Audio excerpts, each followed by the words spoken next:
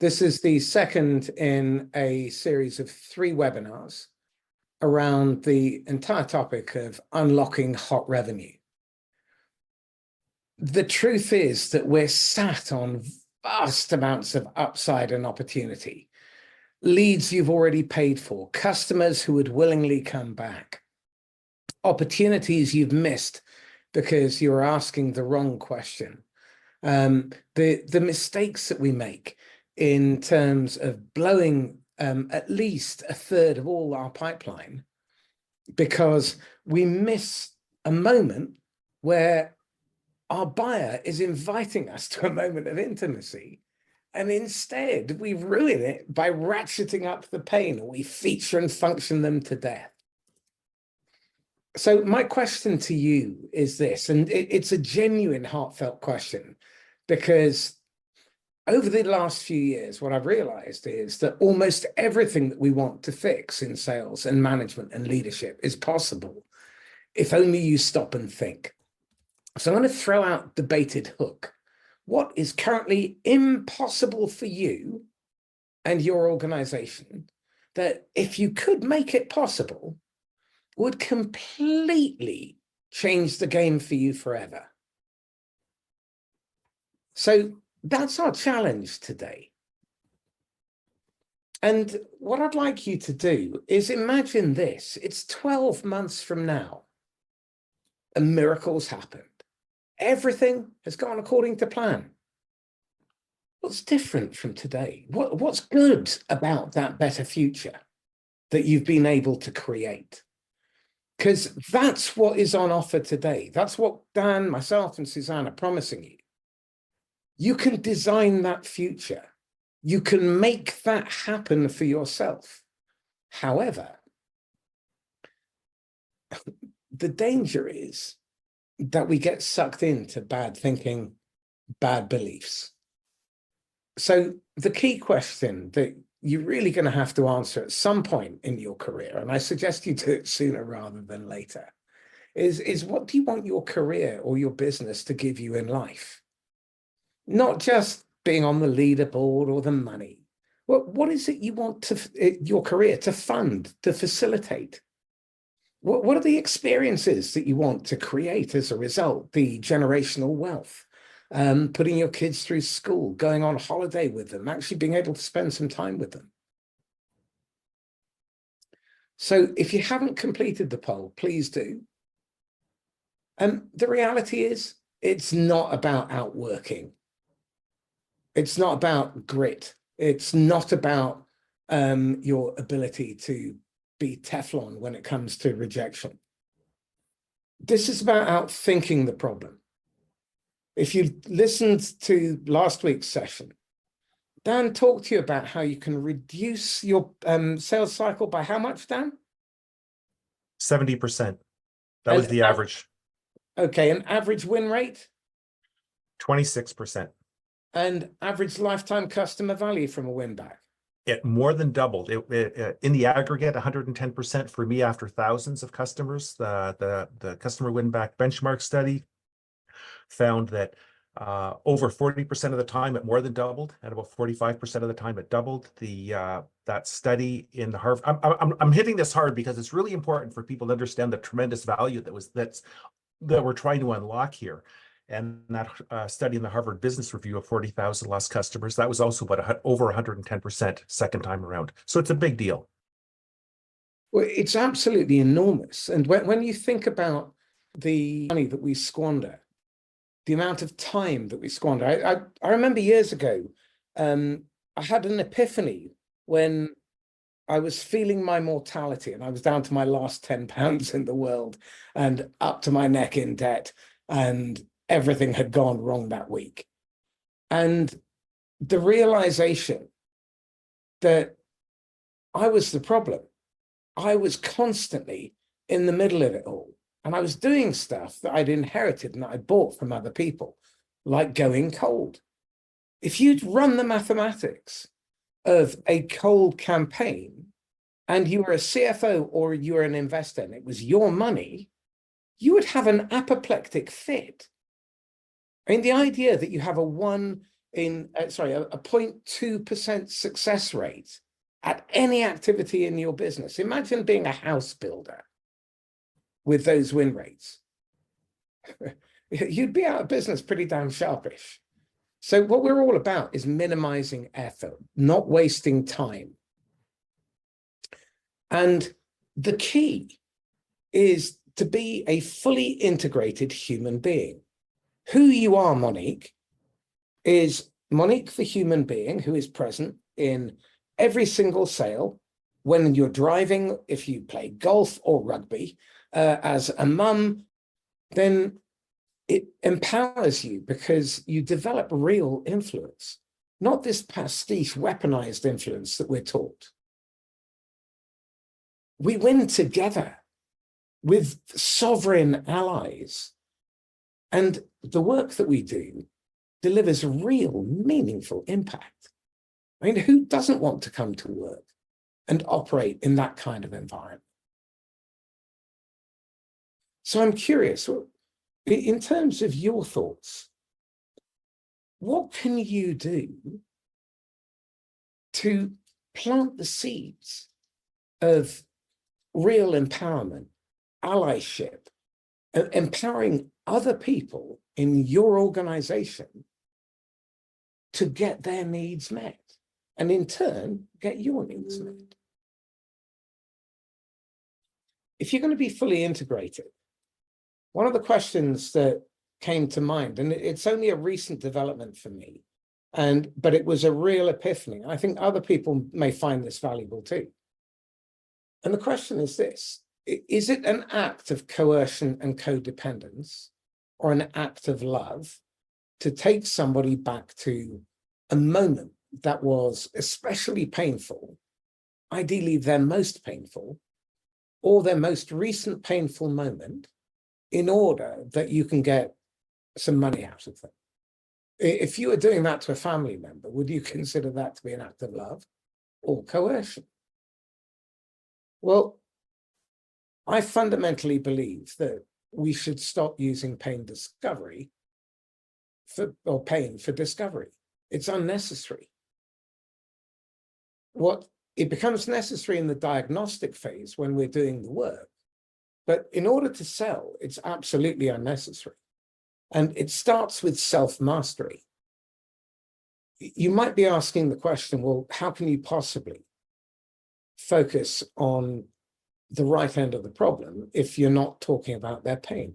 Well, people don't buy your product or service because they want to move away from the pain. They really want the better future.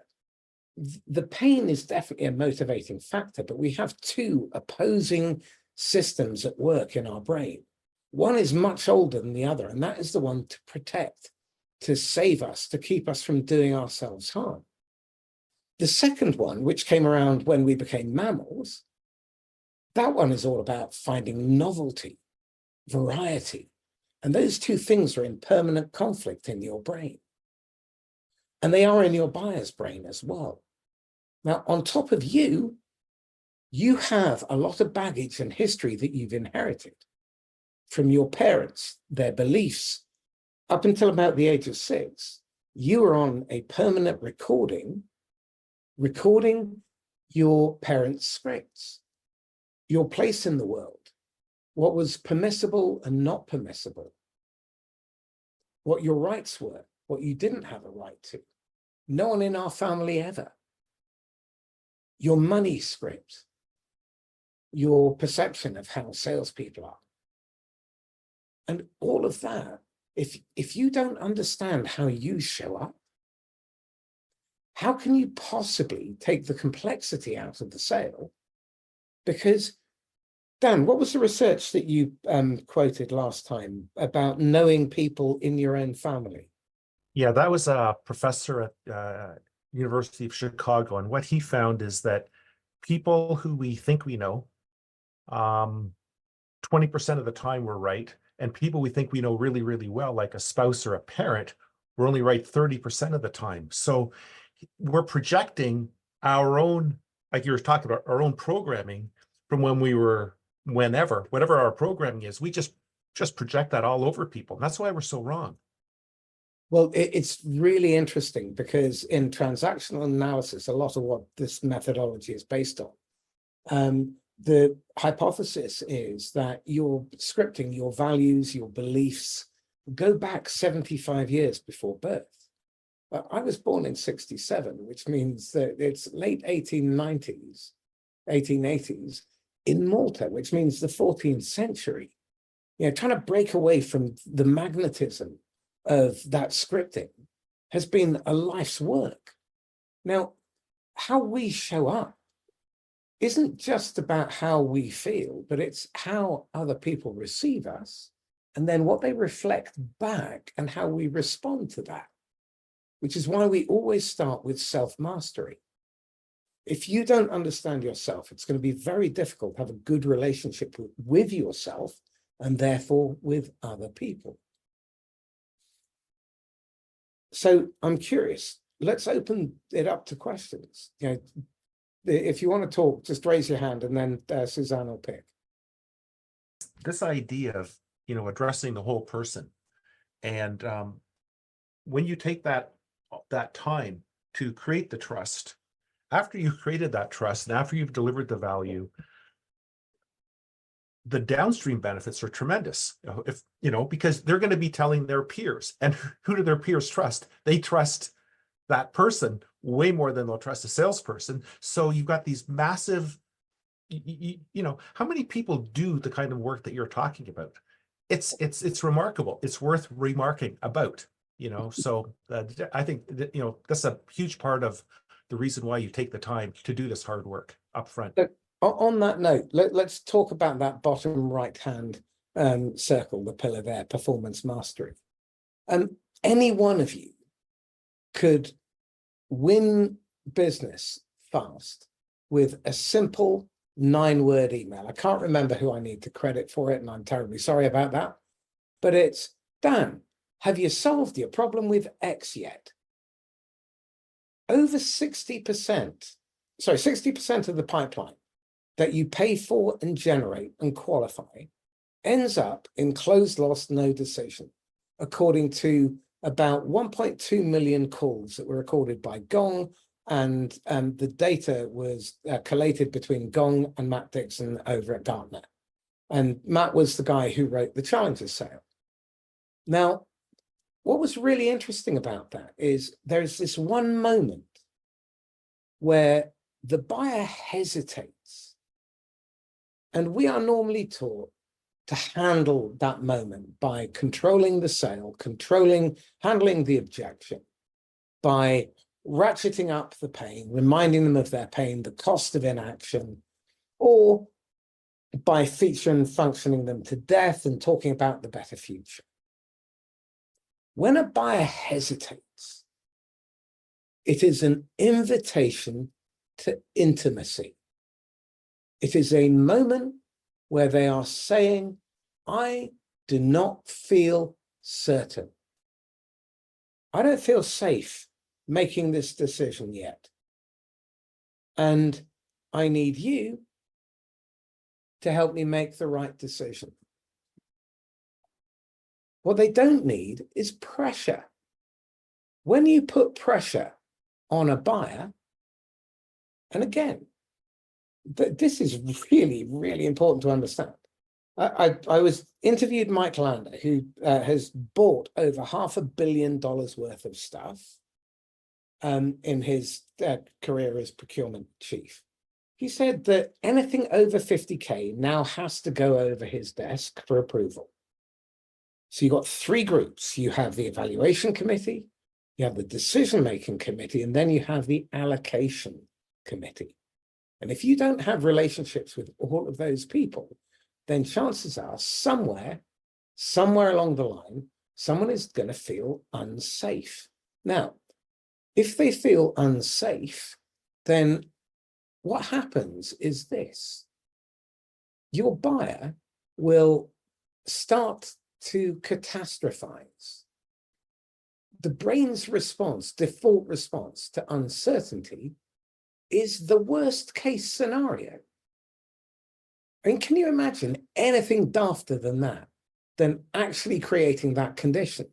But what buyers do, especially buyers who see 15 salespeople a week and they're used to your terrible technique, what happens then is they say, you know, I'm going to bank that.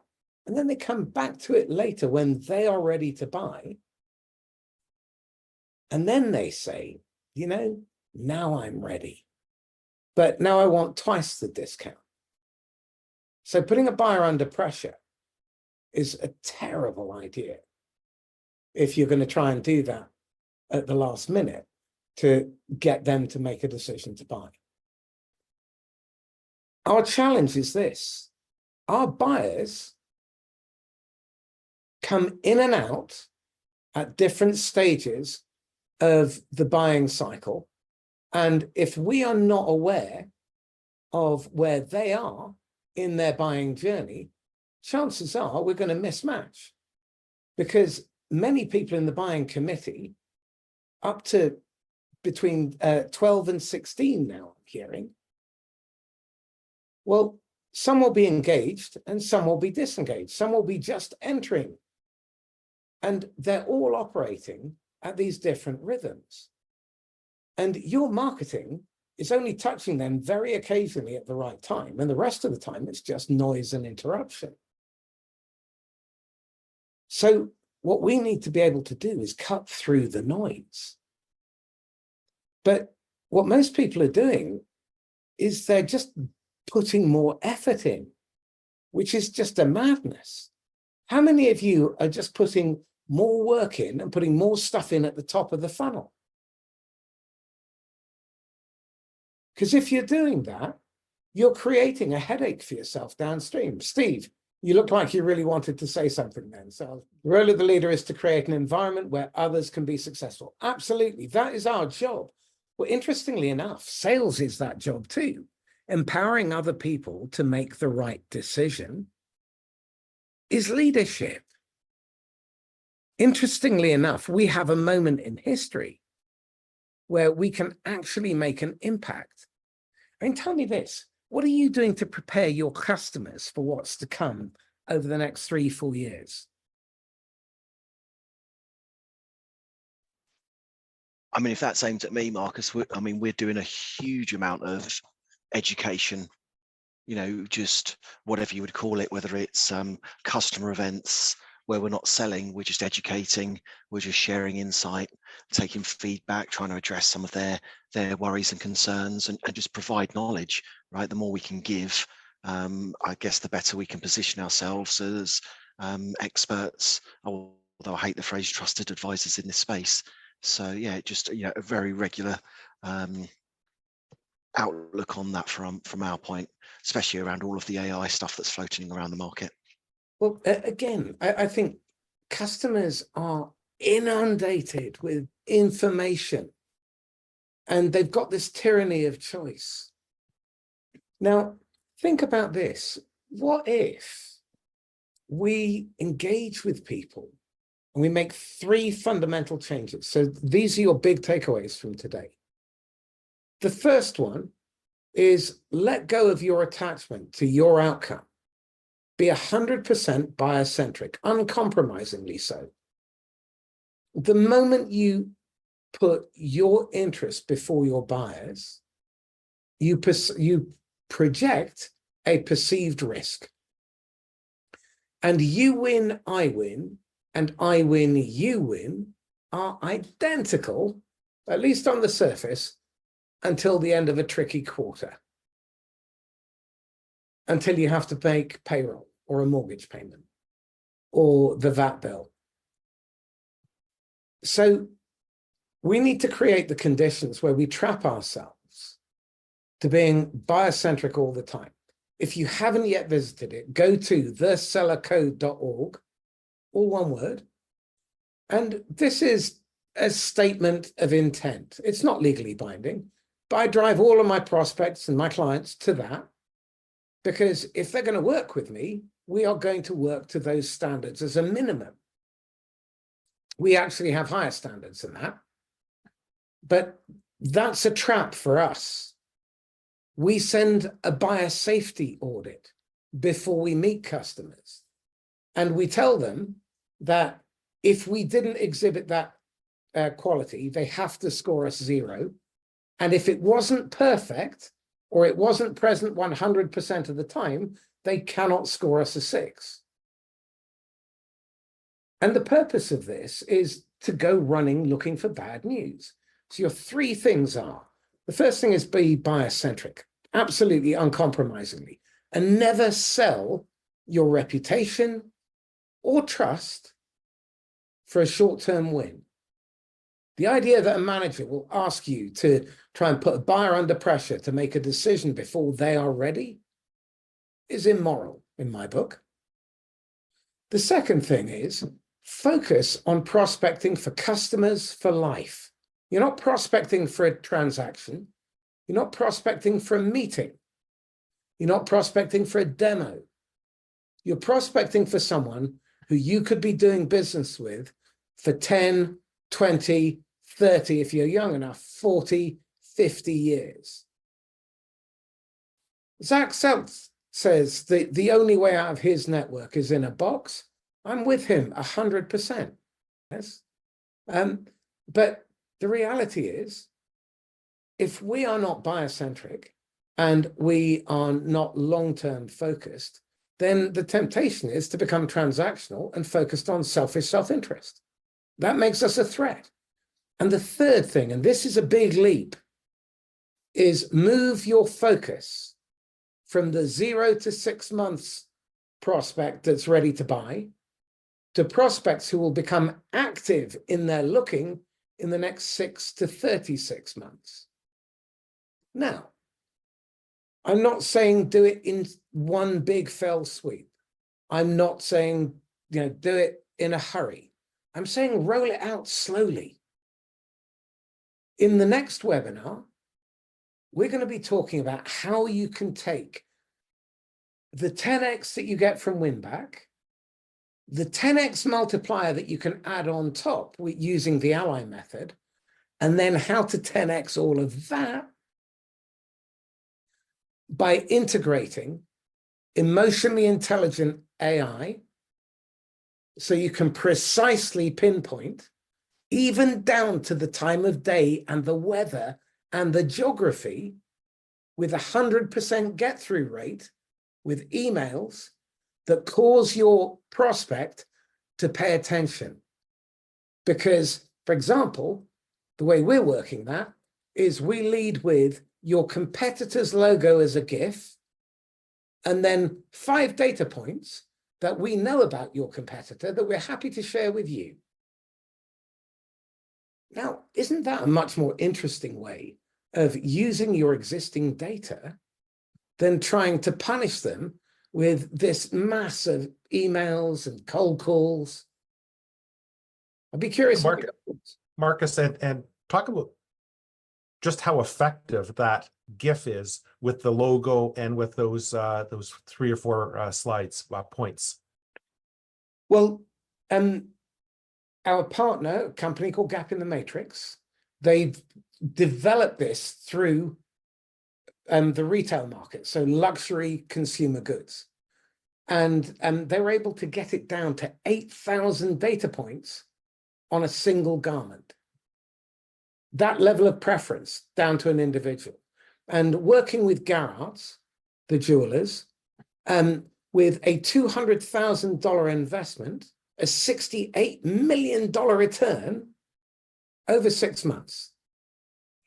With another one of our pieces of technology that is part of this bundle, which we're calling the red thread, and it's an ecosystem play, we can map where every cent of revenue comes from, which data source, which lead funnel, which lead magnet, which technology it touches, which functionality of which technology it touches, and which humans it touches on its way to the grave or to the bank. And then we can backtrack where every penny of revenue is spent as well. So you can model where all the fat is in your system, take it out, test it very safely. If it doesn't work, stop it. Once you've tested it, then you scale. So our syntax is really simple. Ask, what is the outcome, the job to be done? What's not working? Stop doing that. What does work? Do more of that. And then once we've tested it, scale that.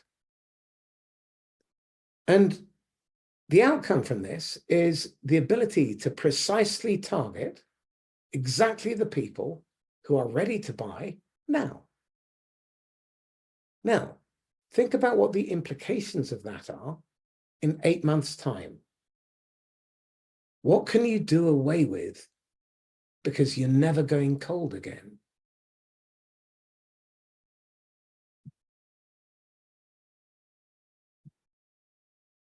You can remove the entire top of the funnel requirement for all of those data sources like Zoom Info. You can do away with the need for SDRs en masse to be bombarding people, and we can create an apprenticeship so we can pull through the next generation of leaders and sellers. There are too many jobs and not enough salespeople in the entire industry. Because what most salespeople do is they brutalize their customers. They use heavy-handed tactics. And that's really expensive.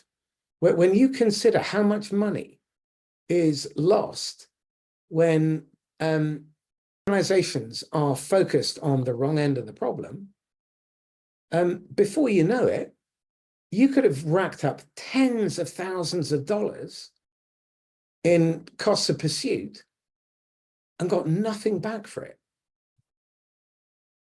This act of insanity,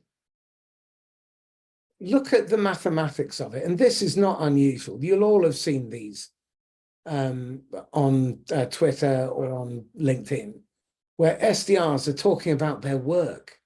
Well, if you do the maths, that's a 0.6% conversion from dial to demo. Assuming a 1 in 3 win rate, which I think is extremely optimistic, that's a 0.2% effectiveness rate. Can anyone tell me how stacking all of those costs on top, plus their salary, by the way, which is between 40 and 90K in the US, and between 17 and 50, 60 in the UK, how can we justify that sort of spend? And I put this into GPT, but that was the prompt.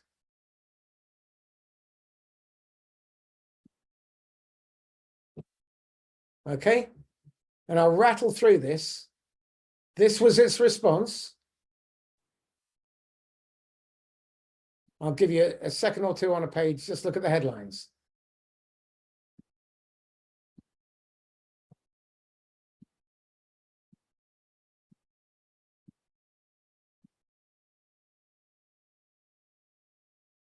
It's depressing. And management are complicit in this because they're encouraging people to focus on activity metrics, not on meaningful metrics. If you were to measure seller value contribution per hour, imagine you're on 1.2 million. Over the course of a year, a UK working year is 240 days. That means it's $4,000 a month, $4,000 a day. That's 500 an hour. If you're contributing less than £500 an hour, you're doing lowbrow Gollum activity. Your job is to contribute at least or more than 500 an hour. And that is genie or highbrow activity. And if you can move from doing to delegating to deciding to developing, to designing to developing, and each time you move from one of those compartments, you bring someone else up to take on that role or responsibility, you can 10x the value of 2 people, the person now supervising and the person executing. And they make career progression and you build succession. How many problems can we eliminate by just outthinking our competition? So we're coming to time. I'm curious, any final thoughts, any questions? Right, okay, so Trevor, that comes back to intent. And this is, I'm so glad that you raised this. Inspect your intent. If your intent is to sell, coerce, manipulate, control, handle, convince, you've just weaponized the show me you know me bit. But our hypothesis, an Irish guy, moved to Sydney, was very successful at HubSpot, moved back to the UK, joined Clary. No network, quite a different market, different set of customers, and working in the mid-market, not the SME. So absolutely no network. 18 months later, he is the #1 salesperson in Clary worldwide. 25% of quota on a PIP, under pressure from her manager. 18 months later, the #1 salesperson in worldwide in the SME space.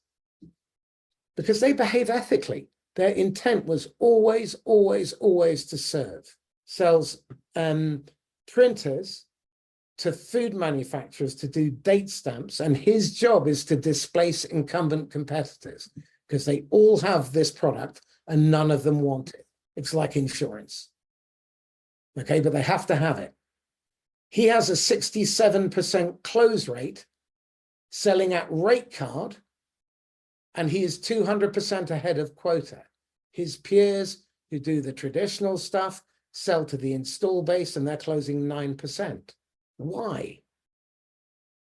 Intent. It's about how you project to the other person's brain. Dan, it looks like you had a question.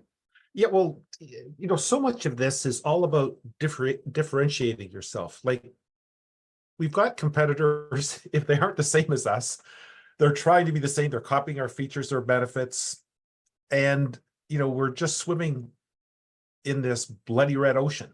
Yeah. And this is to me, this just keeps speaking. We're differentiating. The deeper you go into the ally method, the more you're differentiating yourself. That just hit me. Absolutely. Then the point is, it's not, I mean, it genuinely is not hard to differentiate. Back in 2010, I had the worst week of my life, I think. I had a phone call from Interpol to let me know that someone that I'd introduced to a lot of people had ripped about 2,500 people off. And that took me by an absolute horror storm. A couple of days later, the flash crash happened. And I panicked because the school fees were coming due. So I tried to take my money out of the fund that I had 100 grand in. And it turns out that was a Ponzi scheme, which had gone to a very expensive Russian bride and quite a few very expensive holidays. But there was a light at the end of the tunnel because my very good client, who used to pay me 15 grand a day, was just about due to pay me their next invoice. And so when his email arrived, a big sigh of relief, only to discover that, being an investment bank, all spending had been stopped. Now, at that moment, I knew that the school fees were never going to be paid. But instead, what I did was I panicked. And my intent was to put my interest before my clients. And I kid you not, there's not been a day gone by since the 24th of February, 2010, where I haven't had a moment, a pang of regret.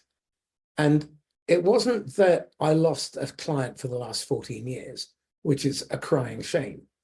It was that I betrayed Ray's trust because I panicked because I wasn't prepared. And this ally method came about because of that week, because I vowed never again. This is my 7th recession. Sorry, this is now my 8th recession. But I got wrong-footed on the 7th. And what I've learned over the years is this one truth. Being prepared in advance gives you a huge advantage. And you're prepared in advance by not rehearsing the moment, but by preparing the question and thinking about how you would respond when you're asked that question. All of you and all of the people you work with are going to be faced with moral dilemmas over the next couple of years. You're going to be put under pressure by your bosses or your shareholders to discount and to buy business and to put people under pressure. What are you going to do when that happens? How are you going to respond? What are you going to do? Are you going to say no? Because if you don't, chances are you will sell your reputation down the Swanee. You'll be tempted to lie, to omit, maybe a new product comes out. Do you say to the customer, hang on a second, before you sign that contract, you need to know we're just about to launch the new product in 2 weeks' time? How many of you would do that? Because I don't think that would even come into my mind as a question. But a lot of people would. And I think in this world, in this economy, what you'll have noticed is one thing. If you struggled from about February last year when the market conditions changed, there is a big difference between you and the top 4% performers who did not miss a beat, because they are the most trusted person the people in their network know, whether they work with them, whether they're partners, whether they're customers or suppliers. And that's what the Ally Method is promising you, that you will become the most trusted person in their network. So when someone asks you, who do you trust most? Your name comes out of their mouth as a reflex. So on the 26th at 4 o'clock, so that would be 11 o'clock Eastern and 8 a.m. Pacific, we're going to be bringing all this together. So imagine selling hot in parallel and compounded and creating a choreographed process so that over the next 2 years, you have 16 ideal customers who can buy everything that you can sell, who are operating at different points in their buying cycle and being engaged and not engaged. So you always have a steady pipeline, and you always enter every single sales period on or ahead of quota. So you never have to put your buyer under pressure. And you can learn to 10x the revenue for 1/20th of the effort. Zach Seltz has been growing companies for the last 35 years, using many of these principles at up to 4,000%. So I asked that question at the beginning, what's currently impossible? Well, let's reframe. Let's make it possible by thinking better. So if you would like to attend the next webinar, by all means do. If you want to talk to either myself or Dan or Suzanne about coaching, about Winback, then please put your email in the chat. You can do it privately, and we will DM you the deck. And if you'd like to book a time with us, then please do so. If you're going to book a time, we'll also send you a couple of audits that will help us to have a more meaningful and directed conversation. My audit is the selling aptitude test. It's based on the top 4% of salespeople worldwide. No one looks pretty. The idea is to look in the ugly mirror and see what you need to do in order to adopt their behaviors, their habits, their beliefs. And in turn, what you'll get is a framework to deliver pipeline certainty, revenue certainty, instant pipeline. And in the process of doing the win-back exercise, you plug the leaky bucket. Tom Williams reduced their churn rate from 83 to, their retention rate from 83 to 97%. And he had a 90% win-back. Imagine doubling your sales revenues and making another 15% margin for zero cost. That's what's on offer. And partnerships, There's another force multiplier. When you take win back into partners, imagine this: 6 partners per channel manager, each of whom has a salesperson who's generating 2 ideal customers a quarter. Do you think you will ever have a pipeline problem, a forecasting problem, a cash flow problem again, if you put the time and effort in to build that mechanism? So you can move from this expensive brute force, which is cold, trying to grow your market through hard work, and you can control the expansion, but you can make it explosive, and you can do it in step changes, yeah, each time. And you can prepare your operations, your customer success, and you align the whole piece. But Suzanne, wasn't it alignment was the biggest problem from the SAT? Sales and marketing alignment. Yeah, absolutely. So what percentage said that they didn't have alignment between sales and marketing? It's only about 30% were saying across both audits were saying that there was alignment. Okay, so 70% weren't. Are you in that 70%? What can you do this week to engage with the marketing department? More importantly, what can you do to engage with customer success? If you were to get a montage of calls and conversations from customers who are unhappy and who are happy, what do you think you might be able to learn from those recordings?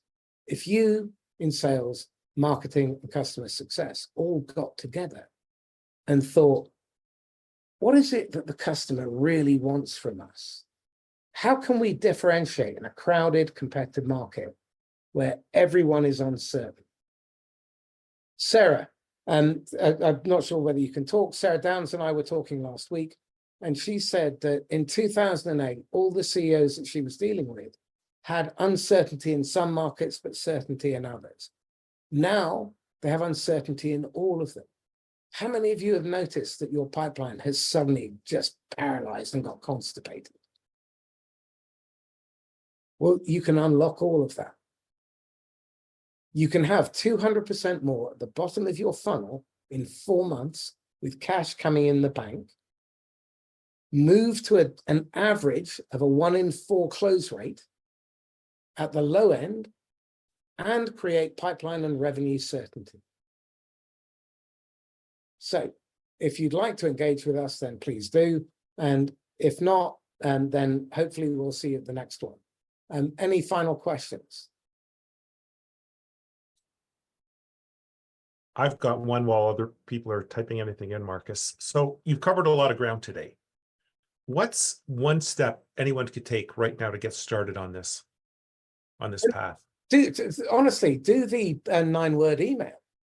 Go back and ask people, write to people who are in your close, lost, no decision. And it goes, "Dear Bob, have you solved your problem with X yet? Regards, Marcus." That's it. And if they respond, they're volunteering.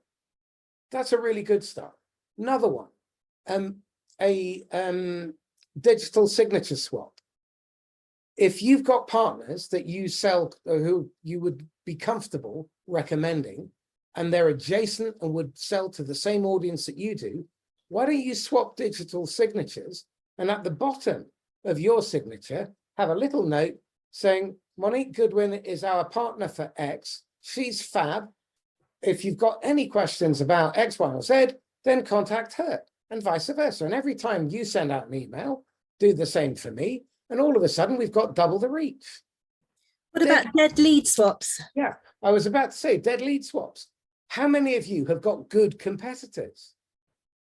Well, why not say, Carl, I know we're not going to be able to do business on this occasion, but on the basis of our conversation, I really reckon you should speak to Dan.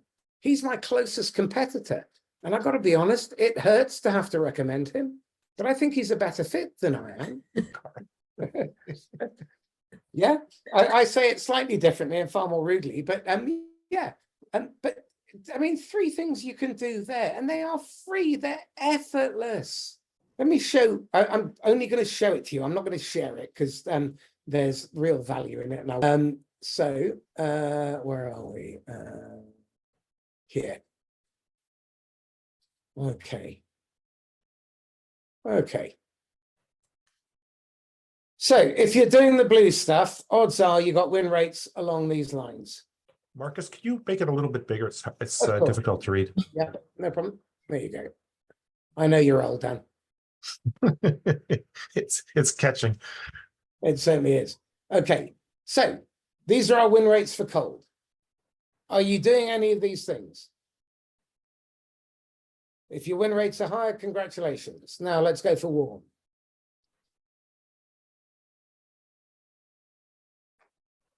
Okay. Now, let's have a look at a bit of the hot stuff.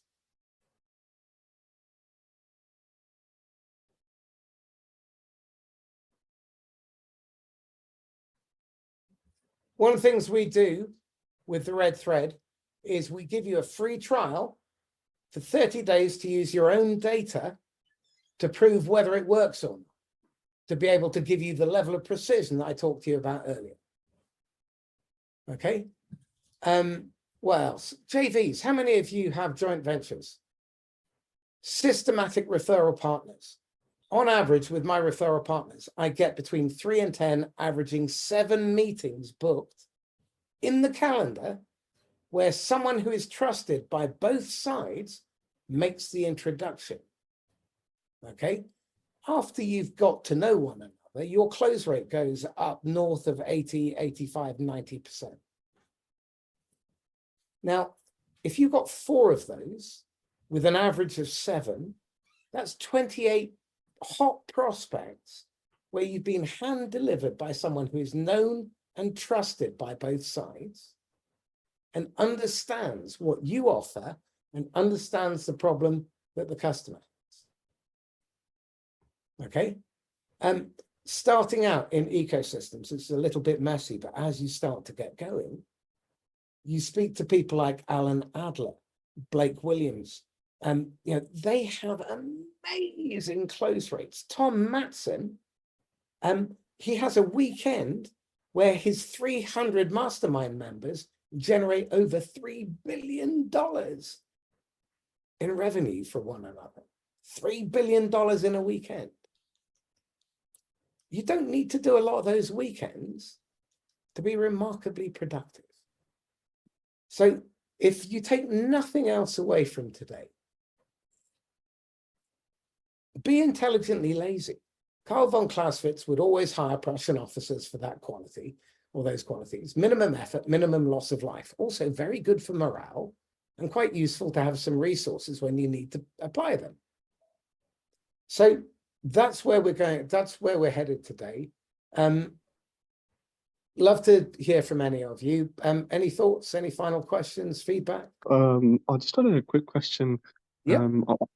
So you shared like these interesting insights about what are the other ways that have a higher percentage of closing business, but I was actually thinking about this yesterday after our conversation that imagine if there's a new company that goes into the market and it's a startup. So and you said you go if they want to sell, they should go to the places where their prospects congregate.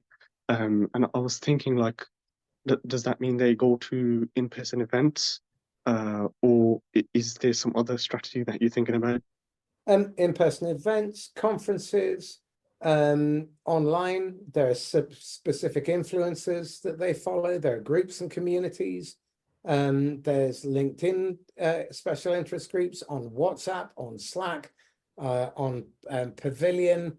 There are all these different organizations that are typically high challenge, high support groups. And many of those people will be selling to the same people that you do.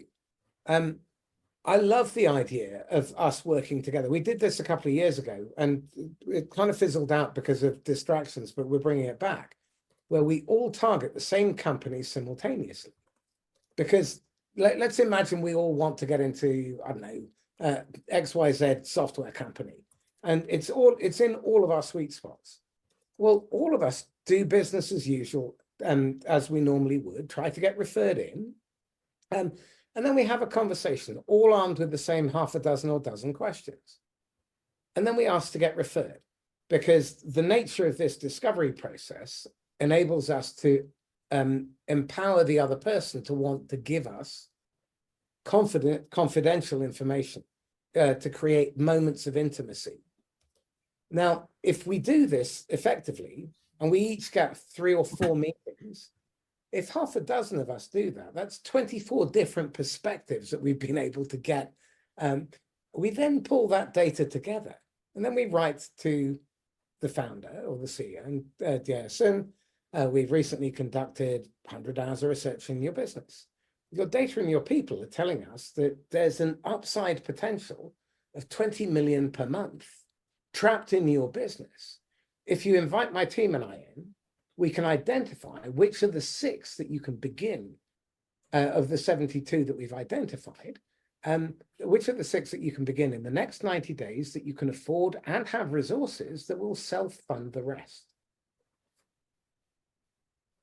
Yeah, because again, it's about creating moments of empowerment and being valuable, because everyone else is trying to pitch a meeting and sell them stuff. We're not. What we're trying to do on every touch is be timely, relevant, and valuable, give them clarity on their reality, empower them to understand what is possible, and more importantly, possible for them, and what simple first step they need to take in order to advance towards it that is low risk or no risk and costs them nothing. Because the way I like to think of it is, your customer has just walked through your front door, but there are 12 steps to your staircase, and they're not even on rung 0. And we have to create the conditions where they willingly take the next step, because engagement is one of the most important metrics that almost no one bothers to measure. Is the conversation bilateral, or is it all on broadcast? Are you invading their space, or are they proactively encouraging you to come in? Yeah. Cool, Carl, thank you. And your story last time blew us away. Absolutely fantastic. It was tremendous. Yeah. Good stuff. And if any of you want to get in touch, then ping us. And in the meantime, stay safe. Happy selling. Bye-bye.